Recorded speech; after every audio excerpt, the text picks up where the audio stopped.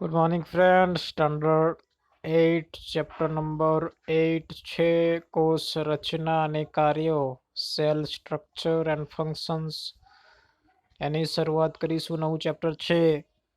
તમે આગળ અભ્યાસ કરી ચૂક્યા છો આપણી આસપાસની વસ્તુઓ કાં તો સજીવ છે કે નિર્જીવ. સાથે તમને એ પણ યાદ હશે કે બધા સજીવો કેટલાક મૂળભૂત કાર્યો કરે છે. શું તમે આ કાર્યોની યાદી બનાવી શકો છો?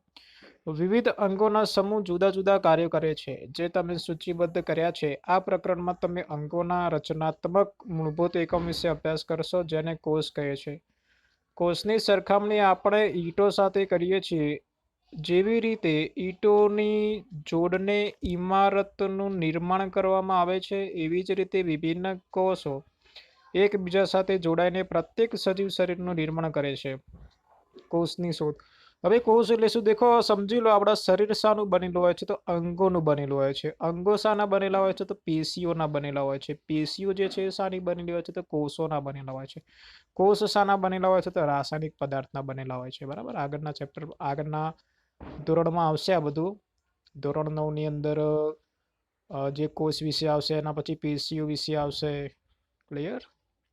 ધોરણ 10 ની અંદર જૈવિક ક્રિયાઓ જે ચેપ્ટર છે એની અંદર બી આપણે આના વિશે વ્યવસ્થિત સારો એવો અભ્યાસ કરીશું. ચલો હવે આગળ. કોષની શોધ. તો રોબર્ટ હુકે 1665માં બૂચનો પાતળો છેદ લઈ સામાન્ય વિપુલદર્શક સાધનની મદદથી અભ્યાસ કર્યો. બૂચ એ વનસ્પતિનો છાલનો એક ભાગ છે.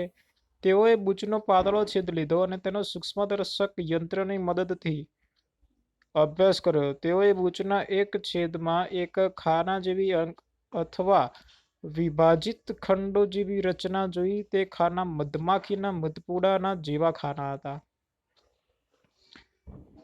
તેઓએ પણ જોયું કે પ્રત્યેક ખાના એકબીજા સાથે એક દિવાલ અથવા વિભાજન પટ્ટી દ્વારા છૂટા પડેલા હતા.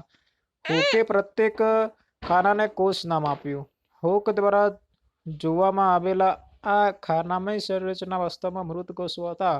સજીવના જીવંત કોષોને વધુ સારા માઇક્રોસ્કોપની શોધ થઈ પછી જ જોઈ શકાયા. રોબર્ટ હુકના અવલોકનના લગભગ 150 વર્ષ પછી પણ કોષો વિશે ઘણી ઓછી જાણકારી હતી, પરંતુ આજે આપણે કોષની રચના તેમજ કાર્યો વિશે ઘણી બધી જાણકારી ધરાવીએ છીએ. આ વધારે વિવર્ધન ક્ષમતા ધરાવતા માઇક્રોસ્કોપ તેમજ અન્ય ટેકનોલોજીની મદદથી શક્ય થઈ શક્યું.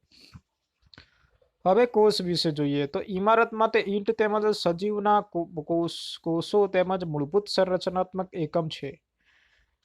જેમ ઇમારતના નિર્માણમાં એક સમાન ઈંટનો ઉપયોગ થાય છે, પરંતુ ઇમારતની ડિઝાઇન, આકાર અને કદ અલગ અલગ હોય છે, તે જ પ્રકારે સજીવ સૃષ્ટિના સજીવો પણ એકબીજાથી જુદા જુદા હોય છે, પરંતુ બધા સજીવો કોષોના બનેલા હોય છે.